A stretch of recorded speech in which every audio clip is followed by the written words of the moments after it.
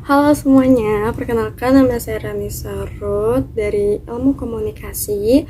Di sini saya akan menjelaskan rangkuman dari judul buku Pengantar Ilmu Hukum yang ditulis oleh R. Suroso, SH. Baik, dimulai dari latar belakang buku.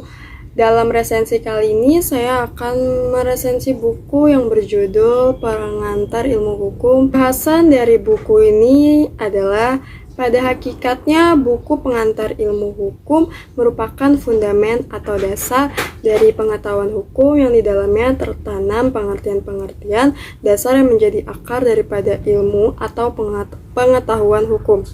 Dalam buku pengantar ilmu hukum kali ini memiliki sistematika bahan yang dibagi dalam beberapa bagian.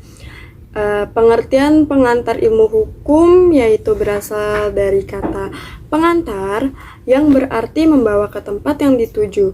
Dari segi ilmu hukum itu sendiri terdapat beberapa pengertian dari para ahli seperti menurut Cross, ilmu hukum adalah segala pengetahuan hukum yang mempelajari hukum dalam segala bentuk dan manifestasinya. Sacipto Raharjo 1982 12.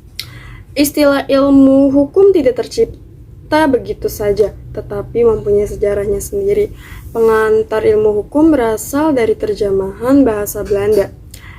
Inleiding tot de Recht Wetenschap.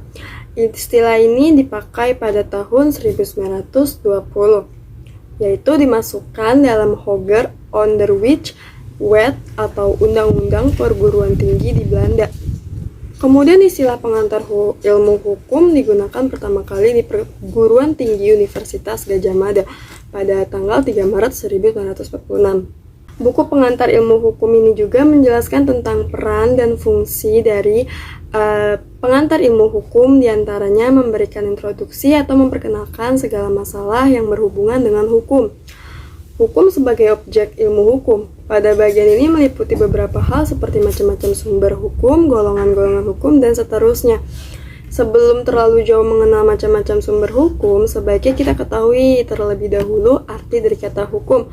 Menurut ius hukum, berasal dari bahasa Latin atau iubere, yang artinya mengatur dan memerintah. Sumber-sumber hukum dari berbagai pakar hukum. Ada Algra, membagi sumber hukum menjadi sumber hukum material dan formil. Yang kedua, Van Apeldoorn, dalam bukunya membagi sumber ilmu hukum, yaitu sumber hukum dalam arti historis, sosiologis, filosofis, dan formil. Yang ketiga, Ahmad Sanusi, 1977, membagi sumber hukum menjadi sumber hukum normal dan sumber hukum abnormal. Yang keempat, TAP MPRS nomor 20 MPRS garis miring 1966. Selanjutnya, sumber hukum filosofis ideologis dan sumber hukum yuridis. Penggolongan hukum menurut buku pengantar ilmu hukum ini yaitu yang pertama, berdasarkan sumbernya, hukum dapat dibagi sebagai berikut. Hukum undang-undang, yaitu hukum yang tercantum dalam peraturan perundang-undangan. Yang kedua, hukum kebiasaan, yaitu hukum yang terletak dalam peraturan-peraturan kebiasaan. Yang ketiga, hukum traktat, yaitu hukum yang ditetapkan oleh negara-negara di dalam suatu perjanjian antar negara. Yang keempat, hukum jurisprudensi, yaitu hukum yang terbentuk karena keputusan hakim. Lalu selanjutnya, hukum berdasarkan bentuknya. Hukum dibagi menjadi berikut. Yang pertama, hukum tertulis yang dikodifikasikan, yaitu hukum yang tersusun secara lengkap, sistematis, teratur, dan dibukukan sehingga tidak perlu lagi peraturan pelaksanaan. Misalnya, Undang-Undang Perkawinan, Undang-Undang Dagang, KUHP, Undang-Undang Perlindungan Anak, Undang-Undang Agraria, Undang-Undang HAM, dan sebagainya. Yang kedua, hukum tertulis yang tidak dikodifikasikan, yaitu hukum yang meskipun tertulis tetapi tidak disusun secara sistematis.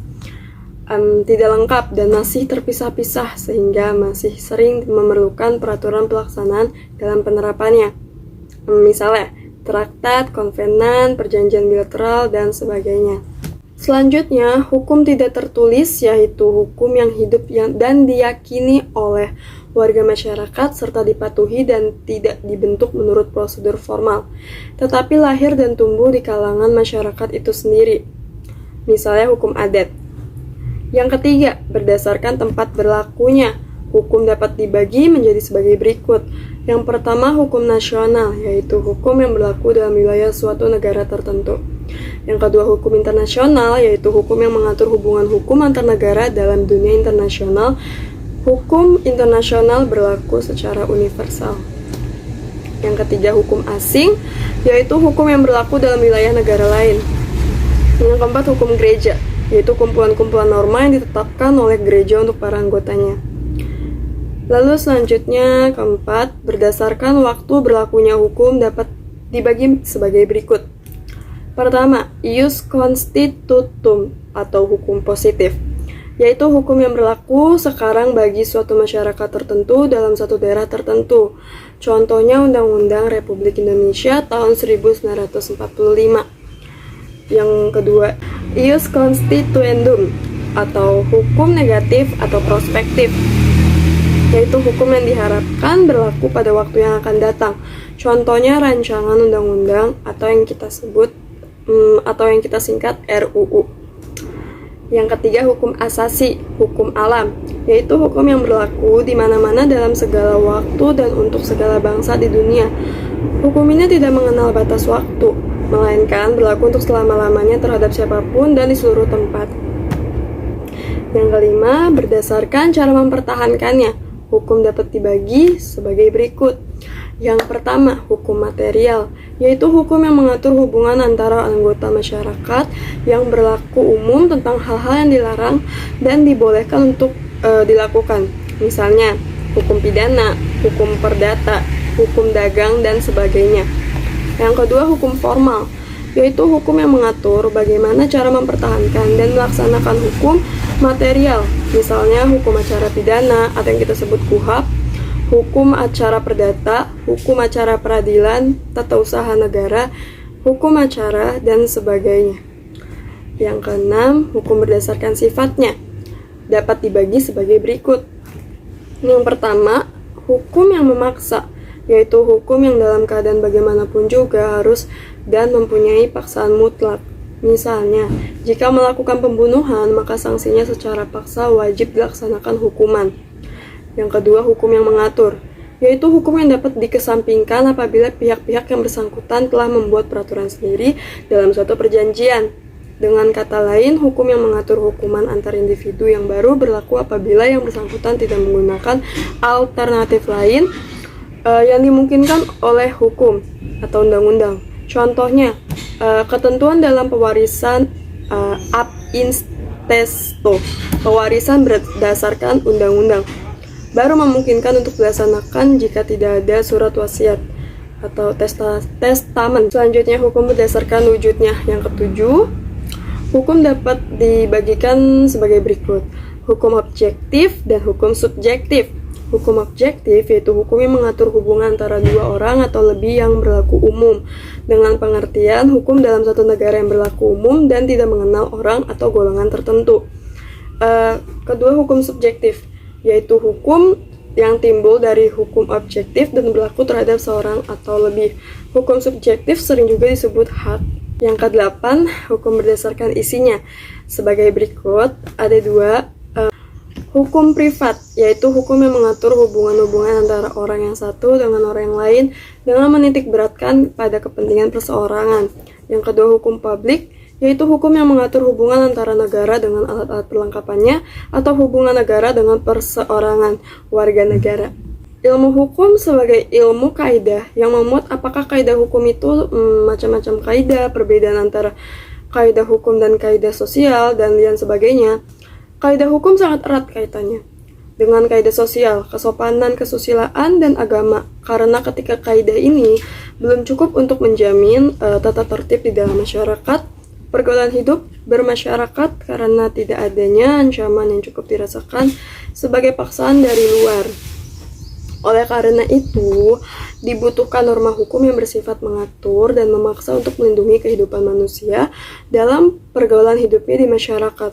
Walaupun adanya perbedaan dari kaidah-kaidah ini, namun semuanya saling melengkapi dan menjadi satu kesatuan yang sama, harus diterapkan dan ditaati demi kehidupan bermasyarakat yang aman dan damai. Ilmu hukum sebagai ilmu pengertian, misalnya subjek hukum, objek hukum, peristiwa hukum, dan lain sebagainya. Menurut buku yang ditulis R. Suroso SH, ilmu hukum sebagai ilmu pengertian kepada para subjek hukum. Subjek hukum yaitu sesuatu yang menurut hukum berhak atau berwenang untuk melakukan perbuatan hukum atau bertindak dalam hukum. Dalam pasal 3 KUHP Perdata dan pasal 15 UUDS 1950 ayat 2 mengatakan bahwa hukuman tidak dapat merampas semua hak dari yang dikenai hukuman itu. Hukum sebagai ilmu pengertian memang sangatlah pengertian karena mempunyai pengecualian seperti anak dalam kandungan, cakap hukum, dan binatang. Binatang merupakan makhluk hidup namun tidak memiliki hak dan kewajiban seperti manusia. Itulah sebabnya binatang termasuk pengecualian hukum. Manusia itu sendiri juga bisa menjadi objek hukum sepanjang hak dan kewajibannya sebagai subjek hukum dilenyapkan atau dicabut, namun biasanya objek hukum itu adalah benda. Selanjutnya, ilmu hukum sebagai ilmu kenyataan yang dalamnya termasuk antropologi hukum, sosiologi hukum, psikologi hukum, sejarah hukum, dan perbandingan hukum. Manfaat nyata dari ilmu hukum diantaranya dari perbandingan hukum yang memiliki fungsi mengenai penanaman modal asing, mengenai domisili seseorang, tempat kedudukan, badan-badan hukum, dan masih banyak lain yang termuat dalam buku pengantar ilmu hukum kali ini. Itu beberapa rangkuman dari saya tentang buku ini, pengantar ilmu hukum ini. Sekian dari saya, mohon maaf jika ada kata-kata yang tidak berkenan atau kurang tepat. Terima kasih.